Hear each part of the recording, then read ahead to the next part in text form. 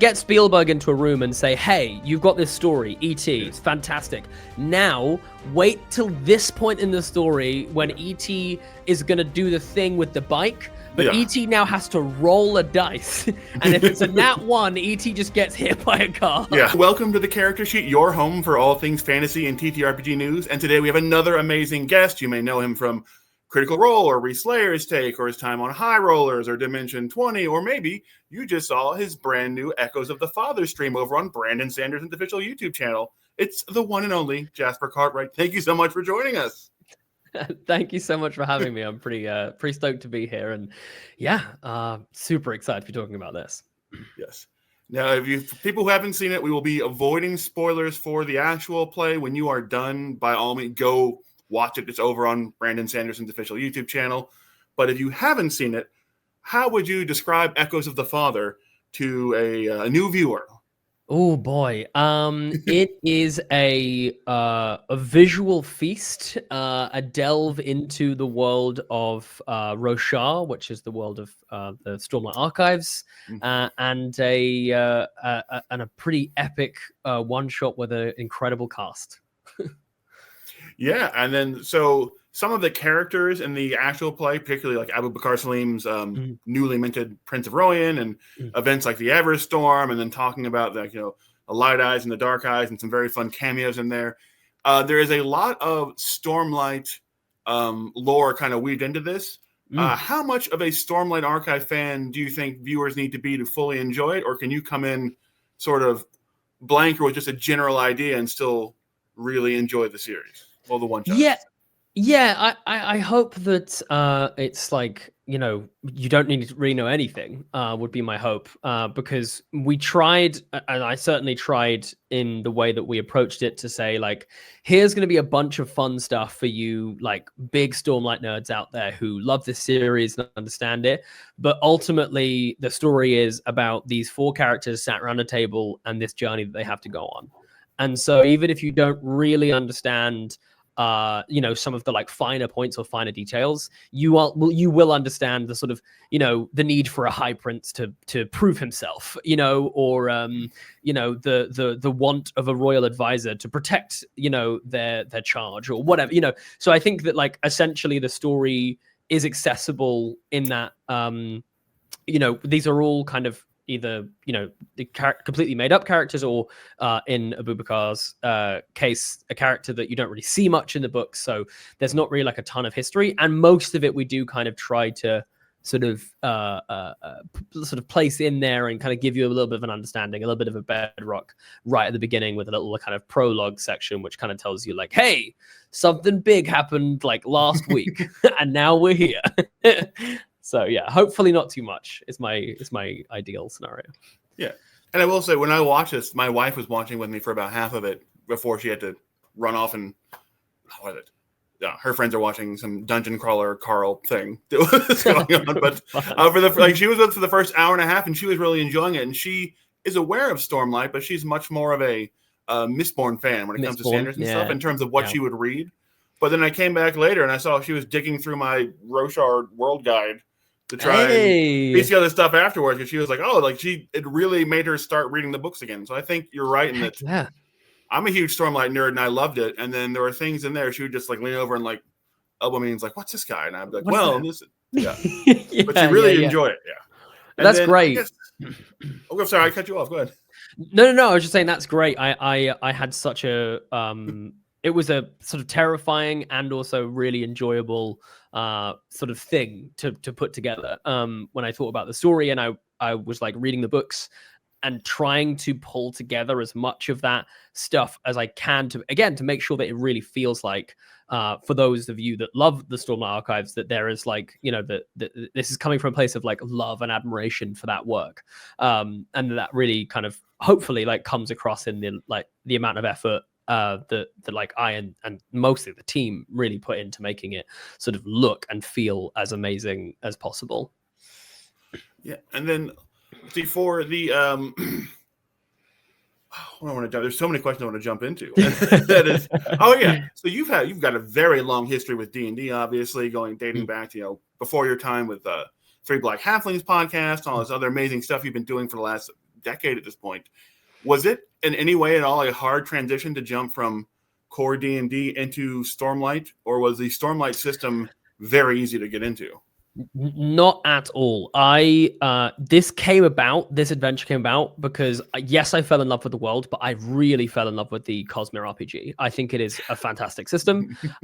It has so many of the tools that I wish I had when I was playing D&D. And like so many of the tools that I've spent the last couple of years being like, I'm kind of like having to homebrew this every time I play D&D because I want a version of it. This delivered on it, and it was amazing. And so I really fell in love with the system, and basically I just kept on bugging Brotherwise. I just kept emailing them, being like, "Let me play this like officially. Let me do this." And so yeah, they were like, "Okay, fine." They relented and let me did it, but it picks up really, really easily. Like a lot of the core principles are very, very similar.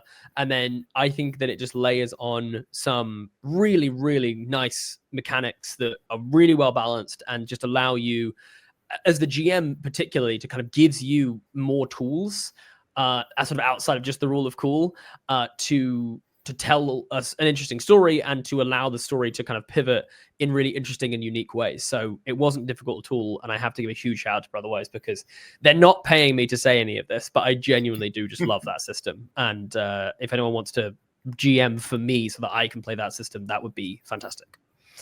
Yes, I'm in the same spot as you, where I've now GM'd a campaign or in the process of GMing a campaign, but would love to play in it because it's a really good system.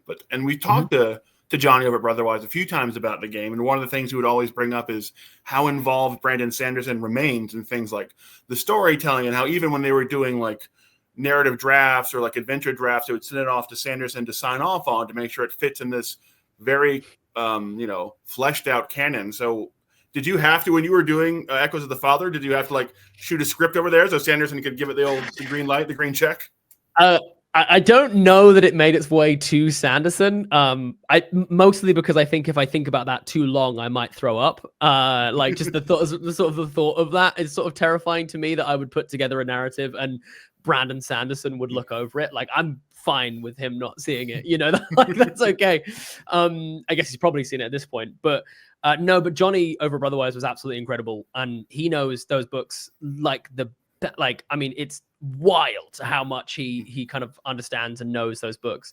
And so he was fantastic. And I really pushed quite hard for the sort of Prince Royan kind of storyline. And there was definitely a bit of like, not sure. But it just felt like, well, we were doing something that was so epic and so big. And we have this, this incredible set and all this behind us and this incredible cast, that it kind of felt like I really wanted it to land in a world of like high stakes and feel like it was a part of the world. And whilst it would have been fun to like, go to, the Clear Lake or, some other kind of area maybe that we haven't been to that much, that would have been awesome. Definitely. I was so excited about like, no, I want people to like feel, if they have read the books, that there's like stakes and weight and import to this story. And so, yeah, I pushed quite hard for that. And it was definitely a little bit of backwards and forwards. And I have to, again, sort of thank Johnny for trusting me enough to tell that story. And hey, listen, I mean, it ended up on Brandon's YouTube, so it can't have been too bad. It can't have been too far off. So I'll take that as a vote of confidence.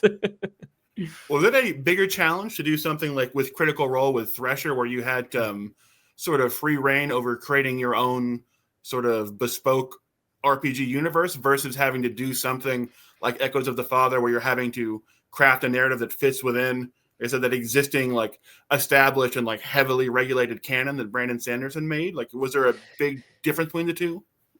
Yeah, definitely a huge difference. And it's kind of fun. The fun sort of behind the scenes thing I can tell you is we actually shot those both back to back. So we shot Stormlight on the Saturday and we shot Thresher on the Sunday. Both episodes of Thresher on the same day. And let me tell you, before doing this, I hadn't like properly kind of in a campaign or anything like that run either Cosmere or the Candela system. So it was definitely a huge learning curve for me as the GM Also trying to kind of bring new players through who are also then going to play 2 systems on 2 consecutive days, so that was a bit wild. But kind of setting that aside, Thresher was really, really fun because I had Matt and Jackie there, who were the original kind of creators of that universe, really kind of, gave me so much free reign. And I worked really close with Matt, particularly because Jackie didn't want to get too many spoilers on like the world and what we were creating, which was great. But and I really really enjoyed it. But the sort of story generally was a lot more self-contained, so I found that kind of easier. I only kind of had to focus on that little corner of the universe. Whereas with the Stormlight, it was like, I remember just sort of, because again, I'll kind of admit to this, which is that like up until last year, I don't think I'd had any contact with Brandon Sanderson, like at all. It was all essentially, I did a one shot with High Rollers, and they very specifically brought me in because they were like, hey, you don't know this world, and we want you to be the eyes and the ears of the audience, essentially. So if people who haven't interacted with the books much, you'll be asking all the questions that they would want to ask. And so that was kind of, and then I fell in love with it. I started reading, etc. And so at the beginning of this year, to prep for this, I read 4 books. I read the first 3, and then I read the second one again because of the events of our story takes place right after the second book. And so I read 4 books and literally went through them like a rate of knots. And then trying to find a story in it was like probably one of the most like fulfilling creative tasks that I think I might have ever done. And especially then getting the green light from Johnny to tell that story, even though it's not in an official capacity and it's obviously not canon. It was fantastic fun, and I really enjoy creative puzzles. I think it's the reason that I enjoy directing so much, is that it very much feels like that. You're kind of pulling together all these sort of dissonant pieces and going, okay, how can I make this all work in one cohesive package, which ultimately tells you, the audience, a really amazing story. And I'm, very proud of it for that reason, certainly. Oh, amazing. And then you mentioned Matt, and like you've had a chance to work with some really amazing GMs, like Matt over at Critical Role, and George with Slayer's Take, and of course, Mark over at High Roller, who of course appears as Mara in Echoes of the Father, and Aabria and Burrow's End, aka Total Recall. AKA thank you for giving Animal it a proper Farm title. 2. Yep. I always called it Animal Farm 2 as a search for Curly's gold. But did you ever, because having watched this, I think you did a phenomenal job in this. Were there any sort of like tips or lessons you pulled from like getting to work with these DMs like up close and personal? Oh man, I mean, it's like, what haven't I learned? Everything I do is just it's sort of a poor imitation of what they do. And I think what I would say is I think a good GM should always learn something from another GM. And what I mean by that is it's like, there's that kind of old adage about like, you're kind of always learning, always kind of, if you're going to kind of move with the times and appreciate new art forms and new skills and new stories and things like that, you kind of have to be prepared to constantly be learning and constantly be challenging yourself to try and find a different way to tell that story. And I think that whenever I've got to work with these incredible people, I've always learned something from them. There's always been something that I've taken away. So that would be one of them. But I think other than that, like the one thing that I think ties all of those GMs together, even though I think they have very varying and different styles, is they're just unbelievable at listening. Well, actually, maybe, I was about to say listening to the players, but I actually think listening as a sort of general skill. And that also kind of means like listening to the story that you're telling and to the world. And all of them are so good at realizing when maybe a moment is going to be different to the way that it played out in their heads. Because especially when you're crafting a story that is going to be told in front of a massive audience, and it's going to be and maybe these people love that particular thing that you're working on. So whether it's Brennan working on Fantasy High or Matt in Exandria or whatever it may be, is like there's a lot of pressure that comes with that. And I think a lot of GMs run into the mistake of like, but this is the world that I created, and this is the way that I saw this happening, and this is the way that I saw, and actually like you really have to kind of do away with that part of your ego when you're GMing, especially for an audience, and sort of say like, what is the most important thing to happen narratively? Because actually, like, my players have set something up and the world is actually changing because of what they've done in a way that I couldn't have anticipated. And I have to be like sympathetic to that. It doesn't necessarily mean you have to like rip all the pages out and start again or anything like that, but you have to like listen to those changes and like accept that they're there and then kind of find a way through it. Because I think if you shut that down, you don't do the story that you're telling and the story that your players are telling a service. So yeah, I think that's kind of what I would say is like one of the biggest takeaways that I've had from getting to work with all those people. Yeah, it feels like you just have to become incredibly proficient at sort of rolling with the punches and the curveballs, and it's something that you can see in Echoes of the Father, and you can obviously see with all the other DMs and those amazing actual plays you just mentioned. And then it's like get Spielberg into a room and say, hey, you've got this story, E.T., it's fantastic. Now wait till this point in the story when E.T. is going to do the thing with the bike, but E.T. now has to roll a dice, and if it's a nat 1, E.T. just gets hit by a car. You know what I mean? Like that's essentially like the like what you have to do as a GM is you then have to be like, okay, how do I handle a nat 1 in that situation and still make it narratively satisfying and whatever it may be. So it's definitely a fun challenge. It's like here's the moon, and then here's the bike and ET, and here's the low flying helicopter. Exactly. Things have gone poorly. Exactly that. Yeah. Echoes of the Father, along with of course Thresher, utilizes like a virtual set, and we're seeing a lot more virtual sets and actual plays. Geek and Sundry started doing one for their the Pathfinder actual play that they did with like Deborah Ann Wolf and Matt Mercer a few months ago, and you're seeing it more and more. Like, what are the big bonuses to a virtual set versus a physical build out? Yeah, so I mean, I think they're both amazing, and don't get me wrong, I squeal every time I get to go onto a set with like a proper build out, because it's just it's nice for us to be able to be in the room and see what's going on and everything behind us. Like I got to sit at the CR table a couple times and be like, oh, this is really cool. But I think for me, what we're trying to do with the kind of visuals of this is like add a sense of scale and grandeur. I think there's something quite incredible about like watching us sat at a table, but we're like in the middle of the Shattered Plains and they're rolling on, and in the background you can see a high storm arriving. Like that, I think just really gave me such an amazing it just gave me such an amazing thrill to be able to kind of actualize that. But also I look at it and go, we're trying to constantly like push the envelope on what this storytelling sort of method could be. And I think that they could be more cinematic. I like the idea of having more cinematic actual plays. And that's like a direction that really, really speaks to me.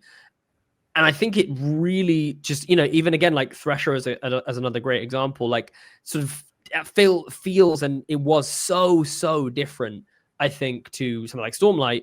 And that's kind of amazing that we have that breadth of range that's available to us. And from just a production standpoint, it's kind of amazing because you get to make so many changes, in post-production. So you actually can start to respond to the story a little bit as well. You can have things happening in the story and kind of represent them visually in some ways, kind of like the High Storm. We can essentially like have that time so that it rolls in at just the right moment. We can have alarms going off in Thresher so that, the thing starts turning red at just the right moment, or whatever it may be. We can do all of that with a virtual set. And, I don't think we've even gone as far. We haven't even scratched the surface, I think, in terms of what, like, we can do. Like, there will come a day where we have a full kind of like a budget and build out for like a series set in this world, and we've got dragons flying around and spells and all, what I mean? Like, I feel like there really is so much scope for what this can do. And I just think it's really exciting, because I think anything that pulls TTRPGs and kind of cinema, TV kind of closer together, that really excites me, because I passionately believe that tabletop is like at least it is a brand new. I say it's brand new. It's like as old as time, right? Because it's just sort of communal storytelling. But right now, it feels like it's a very new and exciting way of telling the most exciting stories. And and I really can't wait to do more of that. And I think this will be a really good like window in for the people who are making film and TV to sort of see us and go, oh wow, like now I get it. Like when it was just everyone sat around a table, maybe it was hard to see, but we've got storms rolling in, we've got submarines, we've got all kinds of stuff going on. So I think that's the thing that I really really love about the virtual set. And it's also worth mentioning that we get a live feed out, so we have a massive monitor on set where the cast and the crew and I can see basically like a pre-visualization of what's around us, so that we can get some level of interaction and things like that with the world. So it's not all like just staring at green screens or whatever. Amazing. I won't geek out about it too much, but for like the first 10 years of my career, I literally compositing and post-production.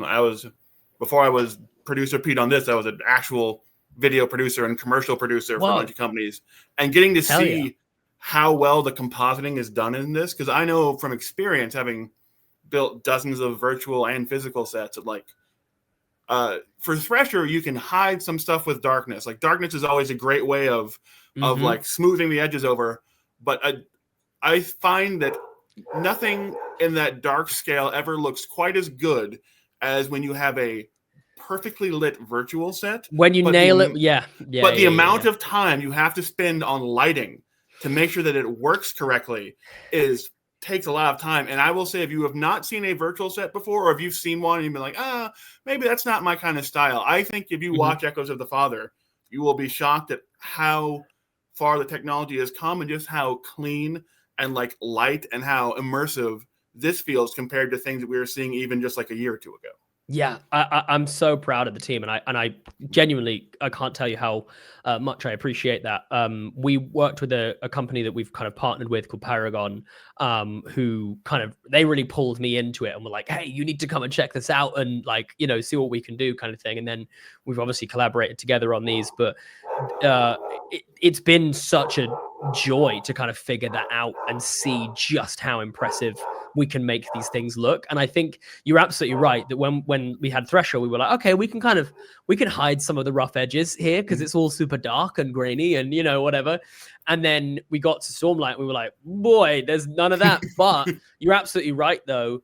We all kind of sat and looked at Stormlight and went, oh, this might even look better, because it was just suddenly we were like, oh yeah, okay, like we've really nailed the lighting on some of these. And what I think it does then is like it stops becoming like a gimmick kind of thing. You stop sitting there going like, oh, it's a virtual set. You just start accepting that it's there. Like you just start going, it just becomes a part of the thing. And that's like ideally what I'm after, right? I'm just after people to not even really notice it. And actually some of the biggest compliments we've had is we've had so many people asking us, so many people asking us to how did you build how did you build the submarine in Thresher? And then how big were the screens behind the submarine window or whatever? Or, which elements were practical and which elements weren't? And, and sort of saying, no, none of it was practical. It was all virtual. It's it's a huge compliment for us. And we definitely got excited about that. Cool. And then I think one final question, you touched on it briefly there, and that is, Echoes of the Father, it's a great actual play. It's a great story.